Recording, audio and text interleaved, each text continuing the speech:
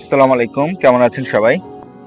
আপনারা দেখতে পাচ্ছেন আমি ছাদ বাগানে ধনিয়া পাতা চাষ করতেছি।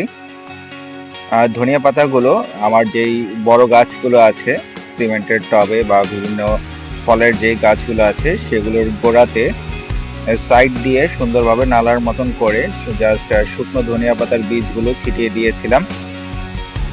রো করে সুন্দরভাবে একটা একটা করে বীজ দেওয়া হয়েছিল যাতে বেশি ঘন হয়ে না যায়।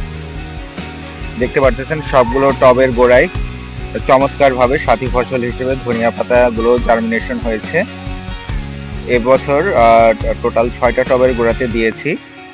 এভাবে একটা টবের ধনিয়া পাতা শেষ হলে আরেকটা টবে যদি আপনারা দিয়ে দেন তাহলে ইনশাল্লাহ সারা বছর আপনারা ধনিয়া পাতা নিজের ছাদ বাগান থেকেই সংগ্রহ করে খেতে পারবেন। দেখতে পারতেছেন সবগুলো টবে খুব সুন্দরভাবে ধনিয়া পাতাগুলো জার্মিনেশন হয়েছে এবং ধনিয়া পাতা এমন একটা ফসল যেটা আপনি অল্প কিছুদিনের মাথায় হারভেস্ট করতে পারবেন।